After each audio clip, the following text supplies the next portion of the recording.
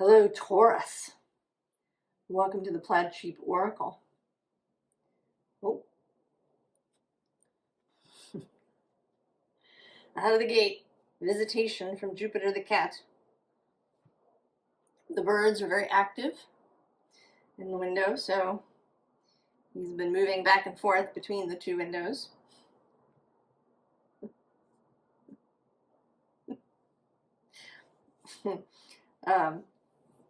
Well, he's appropriate to your reading, which I think has been inspired directly by Venus's turning direct. If you're watching this when I post it, it'll post on the 14th, and on the 12th, only 40 minutes after the peak full moon, Venus stationed direct. So now she's moving back towards Aries. And this is a message about that.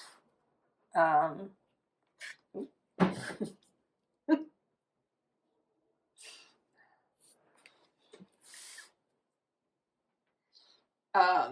a big part of the message is about sensuality, and right, Jupiter being this animal body is appropriate to that. We begin with moon casting.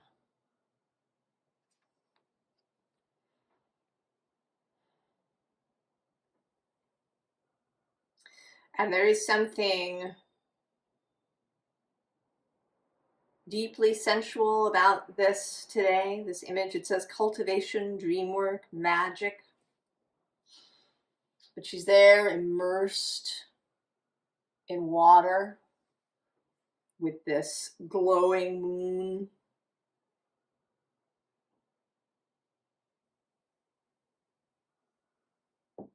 I feel like the air is perfumed.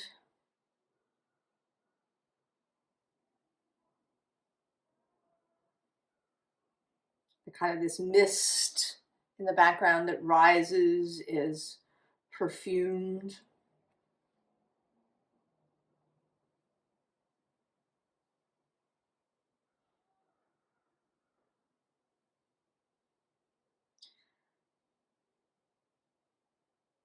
And this feels like a balm, like a relief. I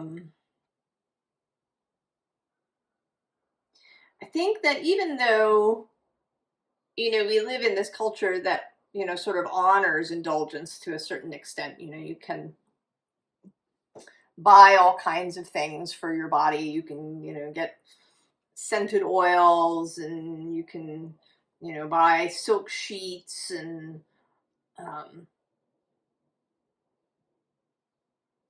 we don't actually experience it.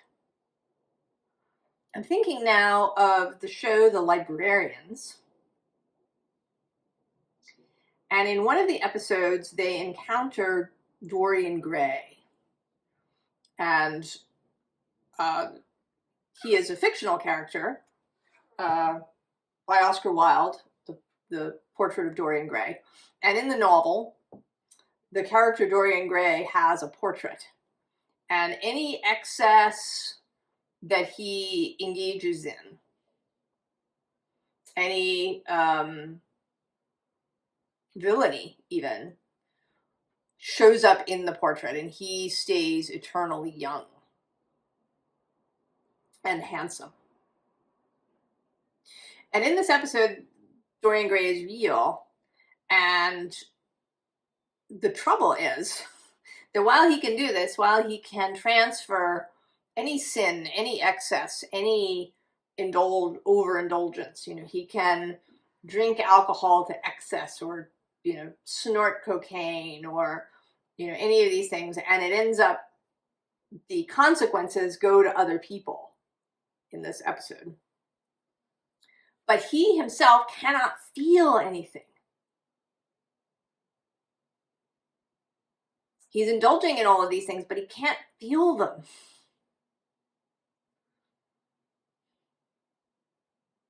But he's unwilling to give it up, to break the spell that allows this to happen, because then he would age and die.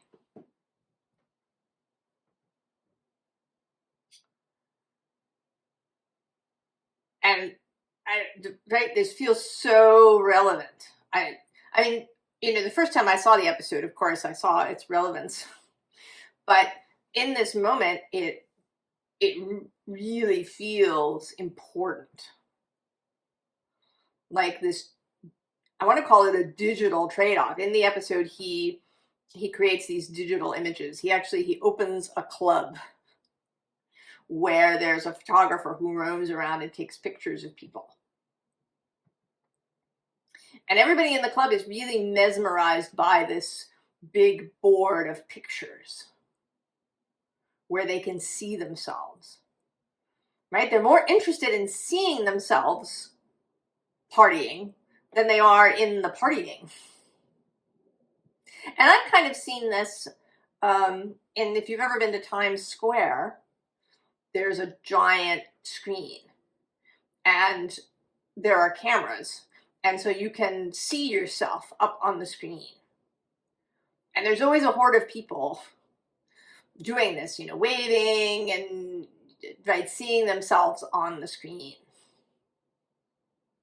And I've encountered this, you probably have, at concerts. I've actually run into it at the Botanic Garden. This was relatively early on, actually, in the smartphone era when I noticed this.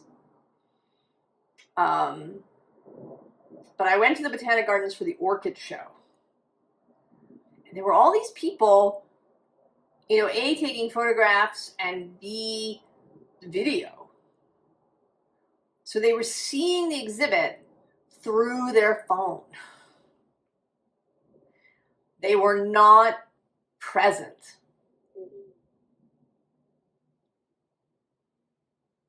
There, right? I mean, the orchid show, you know, there is, right, there's sight and color and smell and feeling, you know, different rooms have different humidity levels and you can feel that on your skin.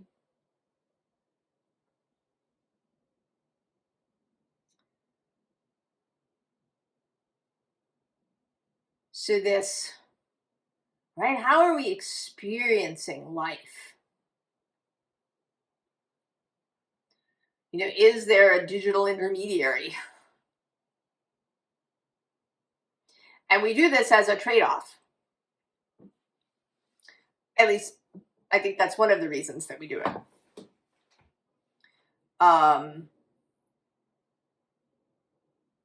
You know, sometimes people talk about books as this, you know, ability to go and experience other things. And so that, right, we kind of have this beginning, right? This idea that you can go on a pirate adventure or do all these things essentially from the safety of your own armchair. And to some extent, this is true. People also talk about this idea that the brain, right, there's activity in the brain in the same location, whether you're doing something or just thinking about it. And we've decided that what this means is that the brain doesn't know the difference.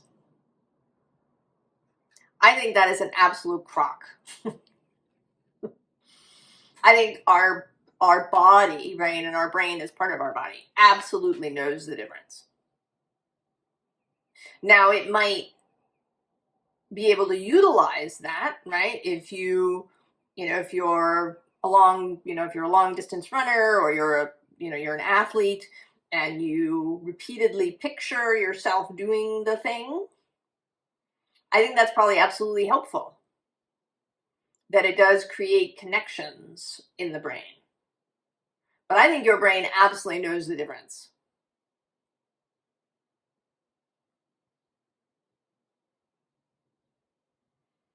You know, if you were in a horror movie and you're watching it and you were actually in the room with the knife-wielding murderer,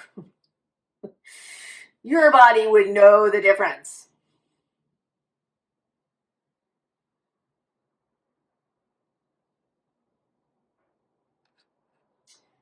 So I think that there is, right, there's mental stress, and then I think there's, you know, what happens in the whole body. So I think that, you know, watching, you know, something happen on a beautiful Caribbean island is very different to your actually being there.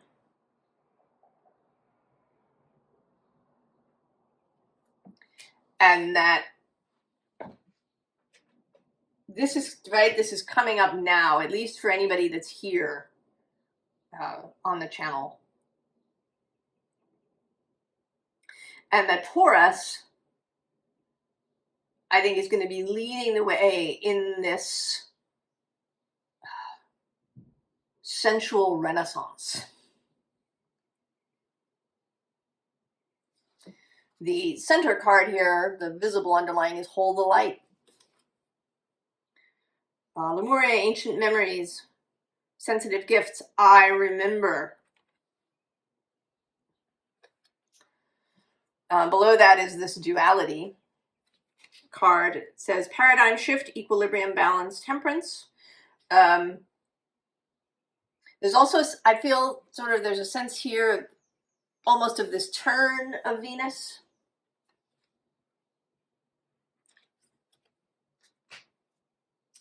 And then the bottom of the deck is Deep Rest. Shifting gears, recharge and repair. And I think that, right, we all need rest from this digital universe, right? You know, doing things digitally, right? Having you know, meeting someone in the digital sphere feels a lot safer. I don't think it is in actuality. But it feels safer. Or, you know, going to see, you know, some wonder of the world through your computer. Right? This feels, right, it's safe. It's easier. It's all of these things, right? It's mediated. And I don't think this is new. I think this is a process that began a long time ago that has been gaining speed. This mediation of experience.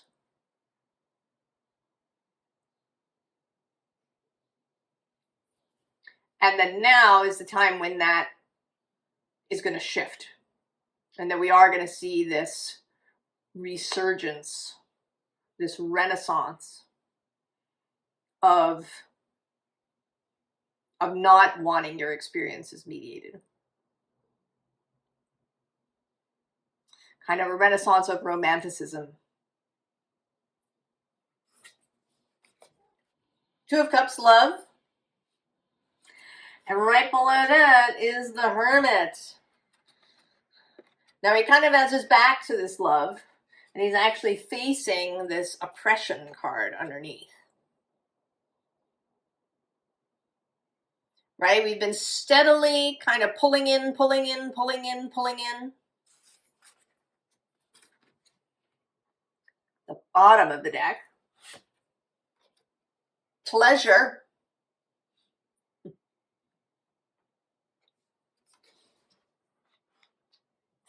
And then we have seduction. I think if you're here, Taurus, whether you have strong Taurus placements or whether there's some other reason that this really resonates with you, that you're going to be in the forefront of this movement. And one of the things that you're going to learn is how to seduce others into it.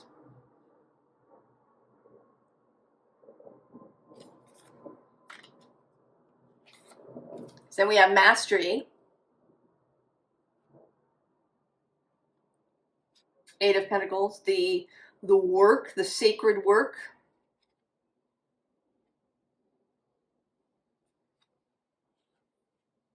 Sun in Virgo. The sacred service.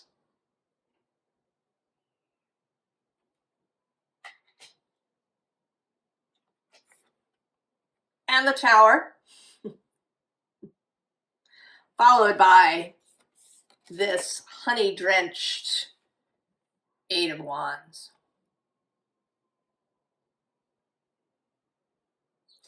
I think you're not going to be alone.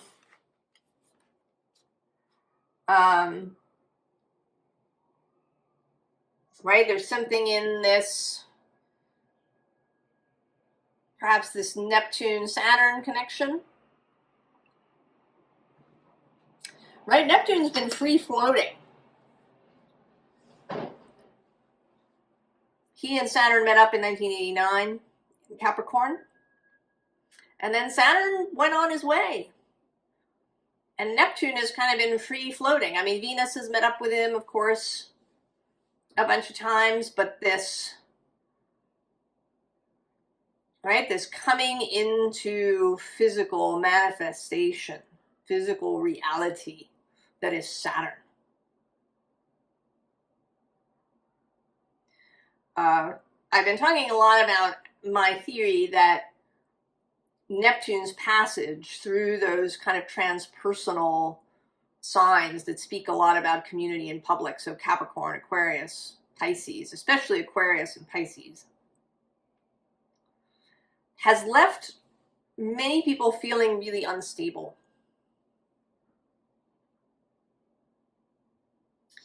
And that this is one of the things that's caused this pulling in, this hermiting, this distancing from real experience, this craving for safety and security. But now Saturn is back with Neptune, providing this stability, this containment for Neptune's dreams.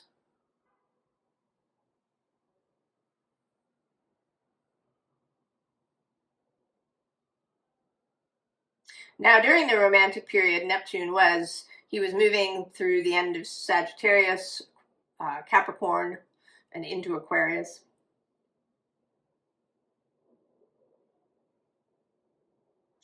And I think that at that time, the romanticism felt, right? People turned instead to, right, kind of to the Industrial Revolution, to science, to, you know, having things delineated, written down.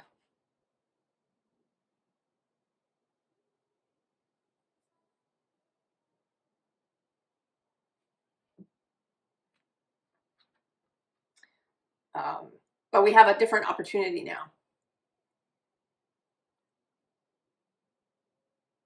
A different opportunity because Saturn is here. He was not there that last time. And now he's here and he's been hanging with Venus. They're going to meet again exactly on the 24th of this month. Fly on the wings of worthiness. Know that you're right. Know that what you feel is right.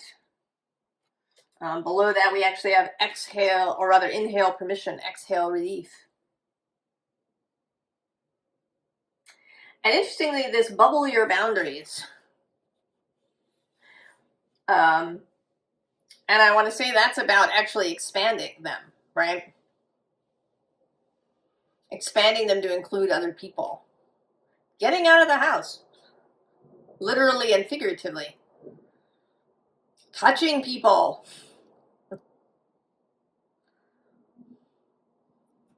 Right? Giving hugs. You know, allowing your energy to touch people.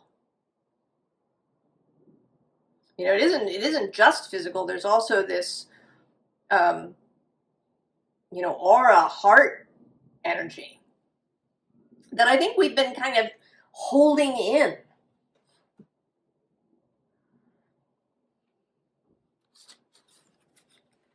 Right below that is transform your thoughts and bear the truth. And actually, I'm going to go one more, enter the conversation. And then the bottom is make space for change.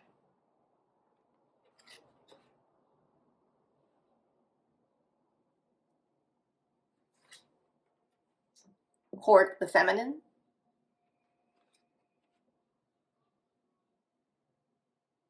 Right? This is that yin, you know, energy of things being a little chaotic. Things not being, you know, kind of roped off. The willingness to, you know, to step out of the sanitized space.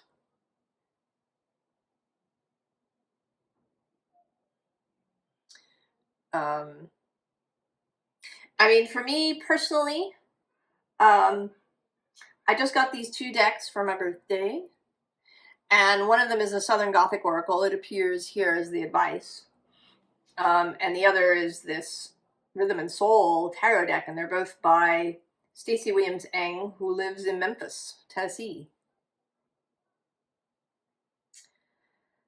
And I asked the cards, why now? Often when I get really focused on a deck, I must have it. There's a message that's delivered somehow in the imagery or in the idea of the deck that I needed to hear or to express to you. And the answer here is this, right, this kind of Southern ethos. If you're from the US, you probably know what I'm talking about. If you're from Europe, it is akin to Southern European ethos, right? The south of France, Italy, Southern Italy, Spain.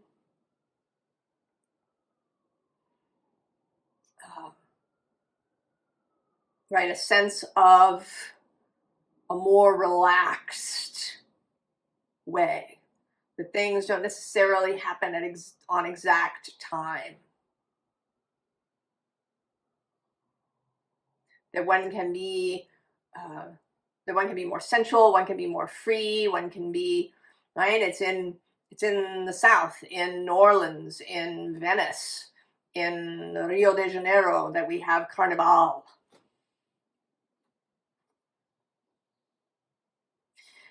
And I think there are reasons for this that have to do with geography and stuff, but I won't go there.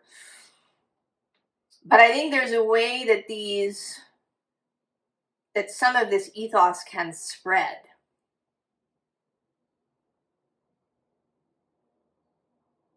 That there is a, you know, kind of a middle ground that we can occupy, or, you know, that we can move, right? Just as a human being can move from being really focused, directed, you know, on a goal, to being, you know, at ease and hanging out in a hammock, or, you know, letting their day open spontaneously. There is no all or nothing. But we can, right, we can get trapped into these things. So this, right, this idea of the feminine, of the earthy, of the fecund, of the, you know, the forest spaces, the, right, the sense of, right, this fragrance. You know, I sort of picture a garden that's just filled with fragrant flowers, and roses and jasmine and lilac and hyacinth and, you know, there's almost like an overload, right? Or like going into a jungle where there's just, right, there's moisture in the air and all this growth, and it's just pouring out of the earth.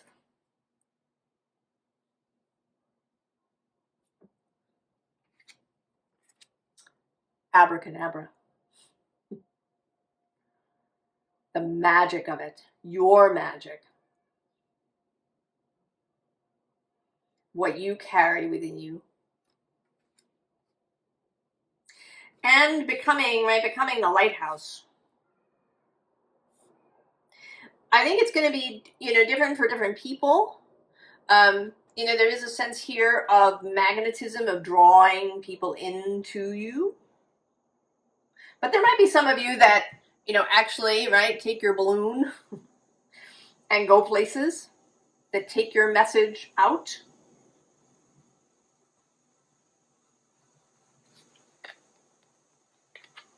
And then welcome presence.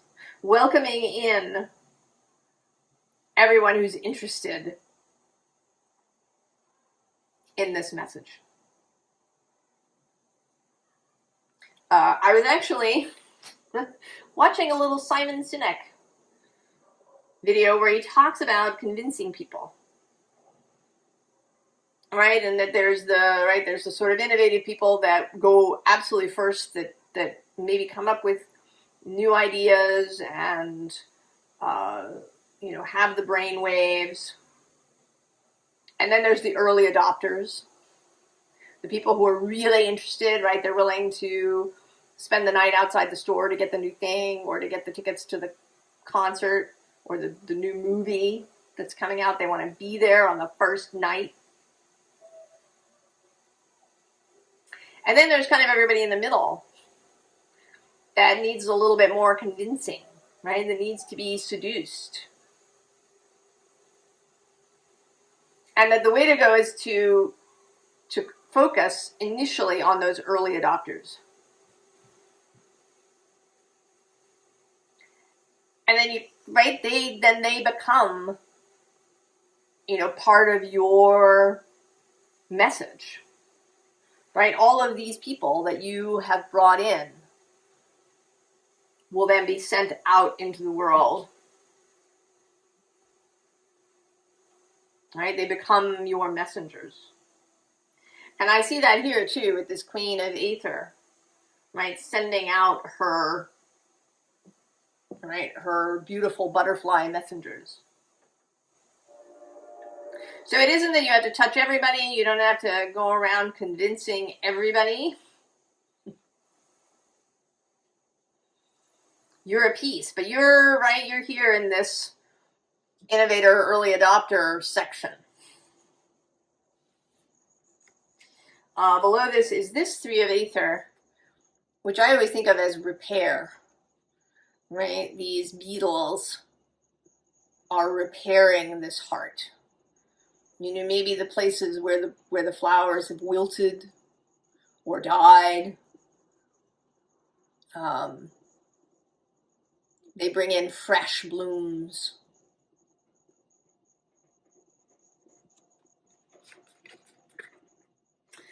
So I'm going to go one more. There's the Six of Combustion. Right? There is a willingness, right? A willingness to be on stage, kind of, even if it's only, you know, in your own friend group. Bottom of the deck, the Lovers. Right? Do I choose the, you know, there is this person that I've been with. You know, we have things in common. We're both, right, we're dressed similarly. We're both kind of equally buttoned down and corseted. And I want to say, before I go on, that this is not about clothes specifically. Clothes are absolutely part of this sensual universe, right? Dressing in velvet and silk and beautiful colors, we're all for that. This is just a metaphor, right, of being in a status quo, right? And then, right, there's this sort of Venus figure, ready to go.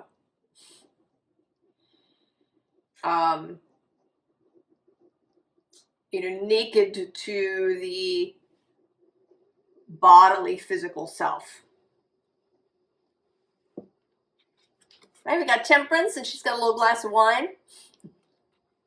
This is not a button-down Temperance. I mean, she's got this clock up here, but I feel like it's sort of a sundial.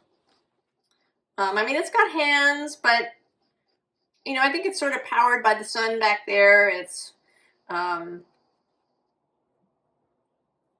it's not a clock that's kept down to the second. It's not, like the nuclear cesium clock. Right, it's more of this sundial energy.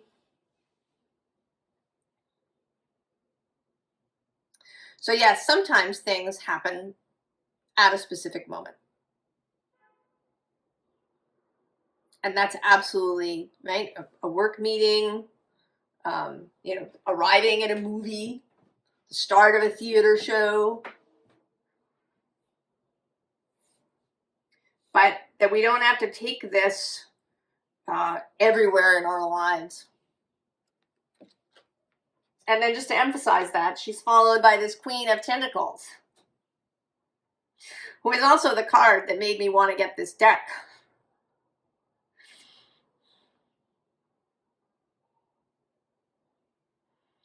This releasing, right? The mental uncorseting that has caused a kind of shrinkage of our physical selves, of our sensual selves.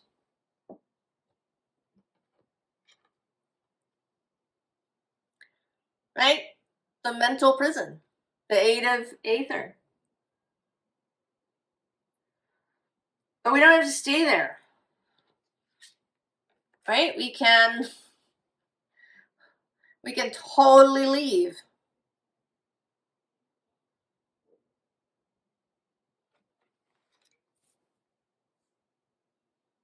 We can totally leave. The Emperor, Aries, really sort of here, but a wild, right?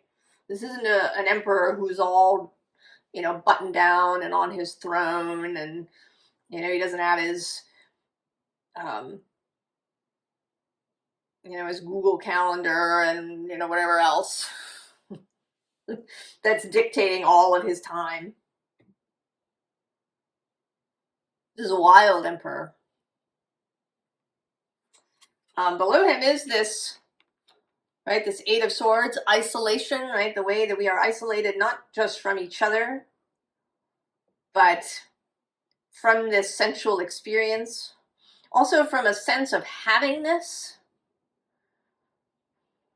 right, of holding, of savoring, of basking, of having, so that we don't need, right, experience after experience, we don't need product after product,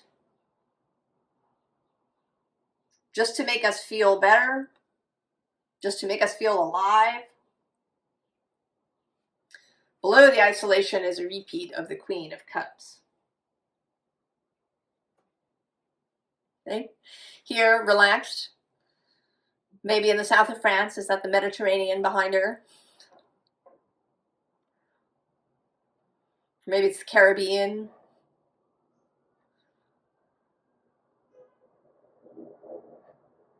Or maybe it's even somewhere north. But she's, totally relaxed. She's got her glass of wine, her cup of nectar.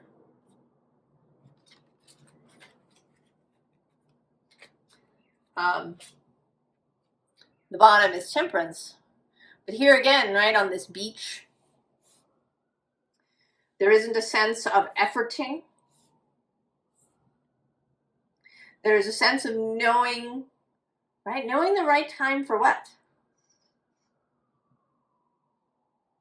Knowing that it's not all or nothing. Temperance is moderation.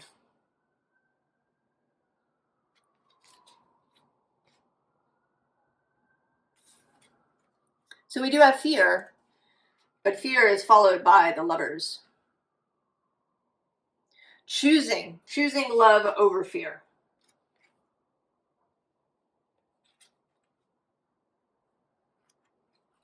Then the Four of Wands, celebration.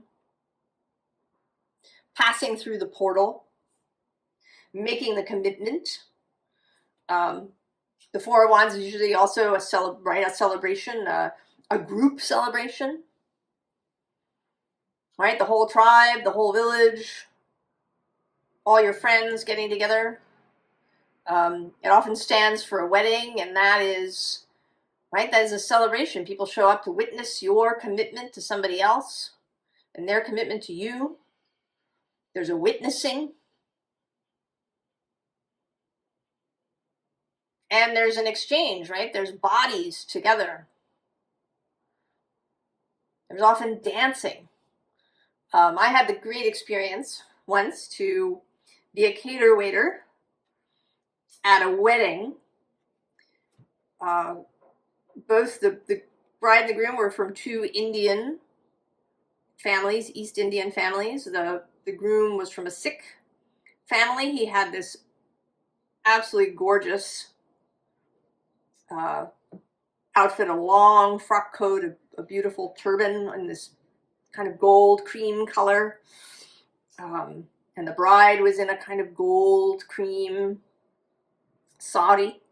And there were, many of the guests were in fabulous multicolored saris. And they danced. I mean, they got down to the music. After the dinner was over, it was, I'd worked a few other weddings, and this was the most joyous. Right? It was a pleasure to be there, even though it had been a lot of work. So that, right, this celebration.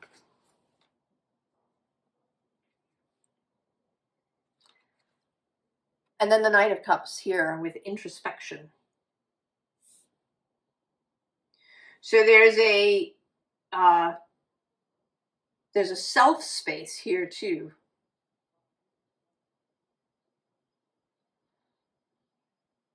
That while this is about other people, it's also about you. It's about you really coming back to yourself. You being comfortable in your own skin, in your own mind, in your own heart.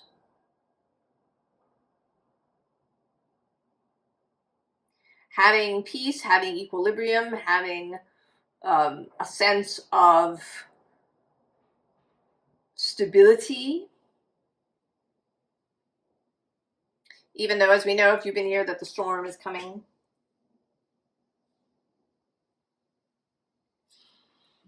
Right? There will be change. There has to be.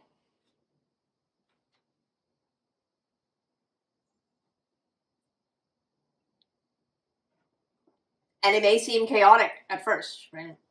I mean, there is a sense here, too, of this Tower card, right, of the middle way.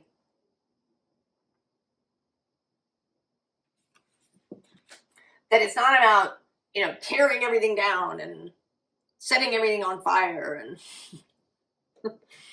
I mean, there is, it has to be said, a kind of sensual thing there, right? People who like to blow stuff up or to set fires, there's a sensual aspect to that.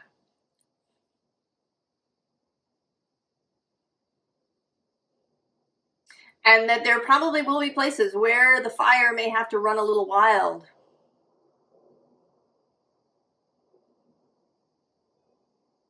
But Saturn and Neptune together, they really work nicely together. When they met in 89, the Berlin Wall came down. Capricorn. Meeting in Capricorn, the wall comes down. But it was not they didn't blow up the wall. It was dismantled. Something else that happened at that time, Nelson Mandela was released from prison. And when he came out, he was not about, punishing everybody and tearing things down. He was not interested in that.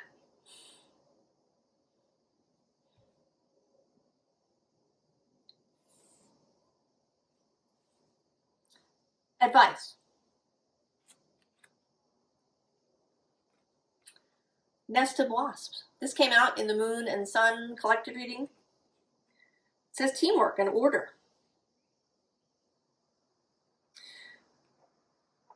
You know, people think of, right, oh, it's the wasp's nest, we have to kill it.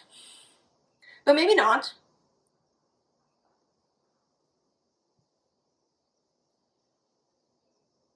Right? It's, you know, the wasps, right? They have their place, they have their work. And right below it actually is, sticky, is the grove, which says divinity and awe, but it's also a gathering place. Right? Sacred groves are where rituals occur.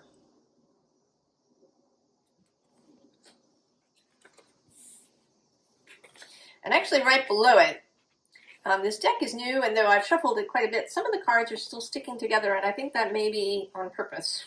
Because right below we have the cicada, which is metamorphosis and life cycle.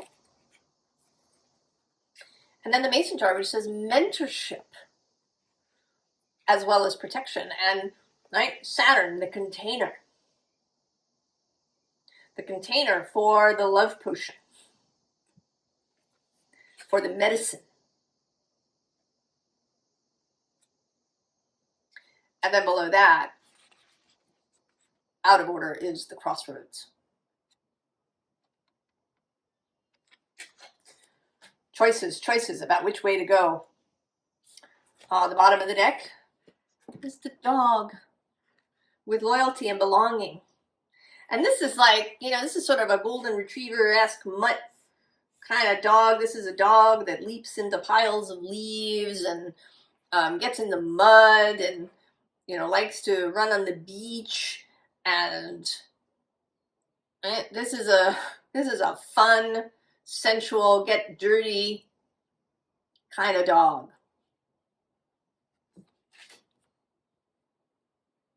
Right? Also the animal body.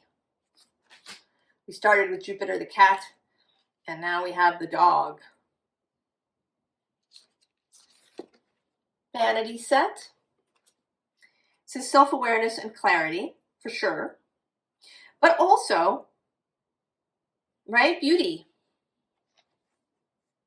Venus showing up.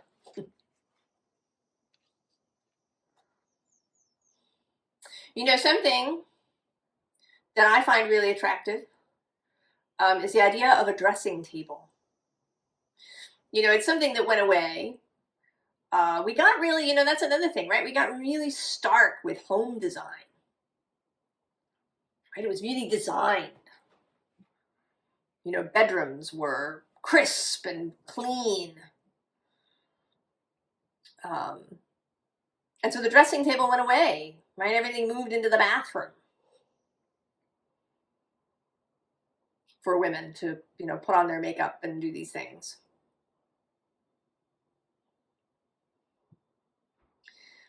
But I think that that's kind of sped things up, right? It reduced the joy of it. It became, you know, the morning chore. Right? Because you're standing, you're, you know, kind of trying to balance things on the sink. You know, even if you have space, you know, you're probably gathering everything up and putting it away and, you know, needing to clear and, right, all of these things. Whereas the dressing table, right, you could sit down, you could relax. Right? You could have, you know, all of your most beautiful things, you know, jewelry hanging perhaps, and, you know, bottles of scent in beautiful containers, and, right, all of these things. Right? A real enjoyment of this process. Taurus. Enjoy that. Enjoy the the process of yourself. I mean, whether you wear makeup or not.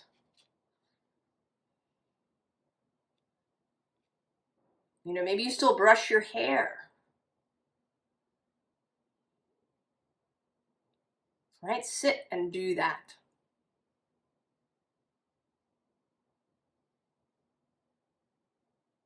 Right? The slowness, the involvement, the tactile nature of it.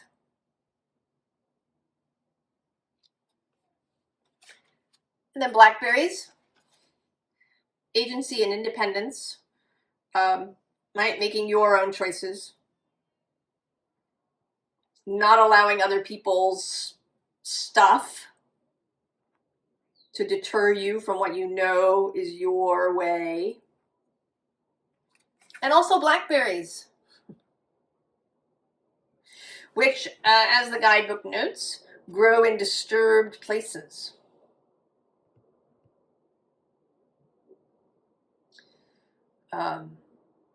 Right, and often they're kind of, right, you come upon them if you're out hiking, and it's just this beautiful surprise that there's these luscious blackberries. And you have to be a little careful, right? They have thorns. So it's a process. You can't, you know, do it really fast. You have to take your time. And you can, like, you know, when they're really ripe, right, you can, you know, get blackberry juice all over your fingers and your lips and your chin.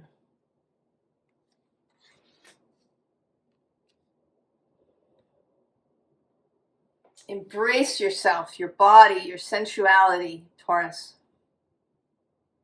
And then go forth and spread the message to all who want it. I hope you're really going to enjoy this. I think you will. I wish you all the best, Taurus. And I'll see you next time. So long.